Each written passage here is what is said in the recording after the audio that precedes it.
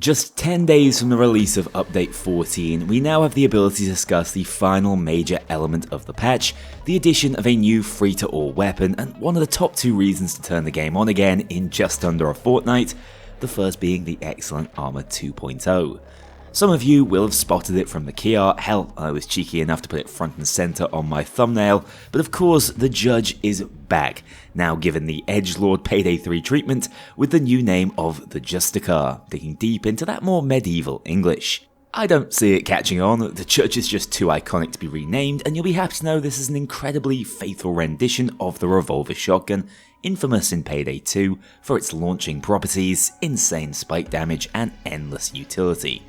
Whilst we don't have concealment to worry about in Payday 3, this thing already is shot towards the top of the weapons tier list, entering the game, of course, as a secondary weapon, with similarly impressive power and versatility to its older brother.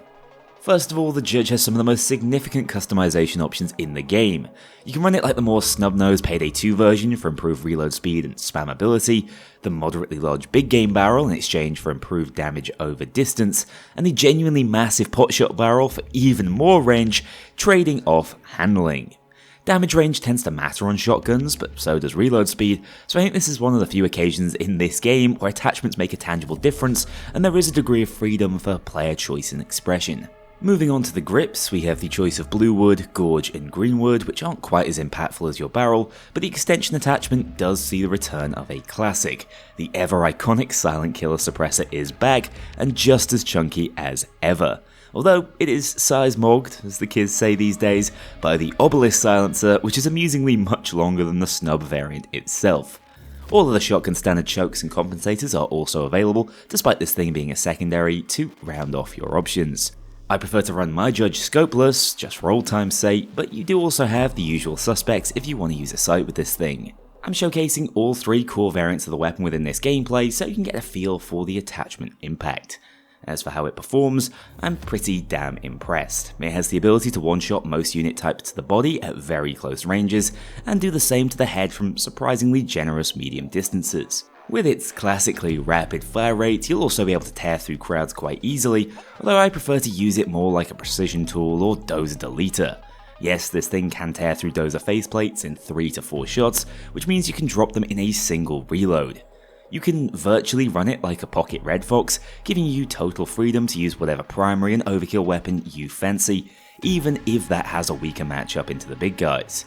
So, with those DPS stats in mind, what's holding back the Justicar from being the best weapon in the game? Well, it's fairly straightforward to be honest. Its ammo economy, at least on very hard and overkill where it's been rebalanced, is unsustainably low. In testing, I found myself picking up 1 ammo for roughly every 3 to 4 ammo drops I received. Nowhere near enough to sustain this thing for an entire heist, which, if we're being honest, is precisely how it should work. We've just been spoiled by Payday 3's complete disregard of ammo economy for the past year and a half. I also noted that pickup rate makes it a fairly weak target for ammo funnel, especially with the Judge only being able to load up to 5 shots at a time, meaning on average you'll get to fire just 1 extra shell before still needing to reload.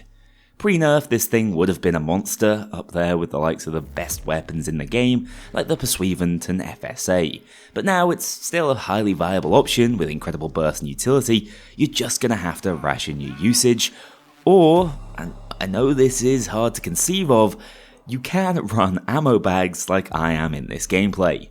These things have gone unloved for so long, but with the ammo tweaks, they might finally see a new lease of life, especially with the new impact armor type, making it less crucial to run either medic bags or armor bags. Hell, I can even see sentries finally getting a little bit of love, given they have infinite ammo. Back onto the real star of this video, the Judge has one final feature that made it so iconic: its launch potential.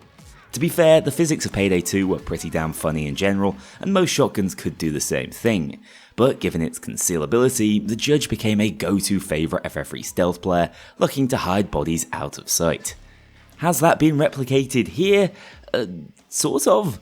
The Judge does ragdoll cops distinctly further than its primary shotgun counterparts, which mostly just drop cops where they stand.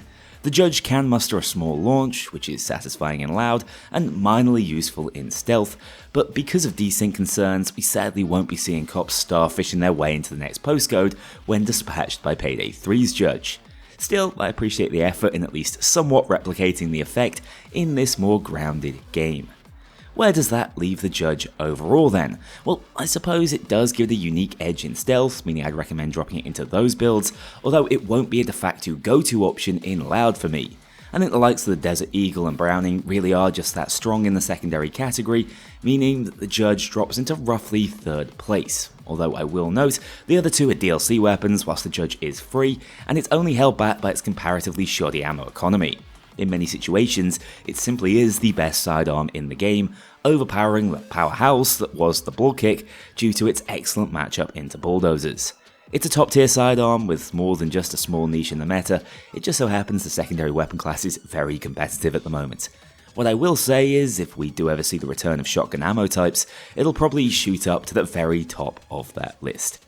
And that's it for the new free weapon landing in Update 14, the Judge. I'm really pleased it's a free edition, especially after my slight disappointment with the new paid party powder heist, and do think this will slot well into many people's builds come the 26th of May.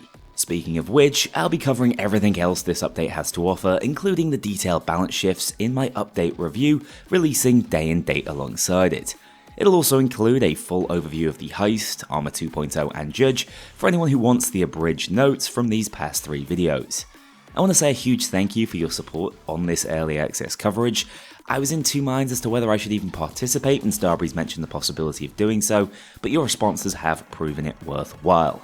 It's probably the busiest I've been making videos since the game launched, and so I am grateful to the community team for giving us something to actually work with and discuss.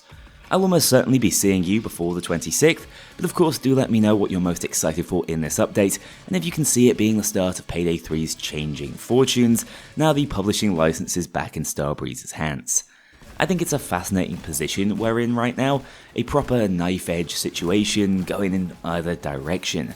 Hell, the new CEO was even talking about a content update for Payday 2, so it seems just about anything could happen. Thank you so much for watching, as ever. Take care, and I'll see you all in the next video.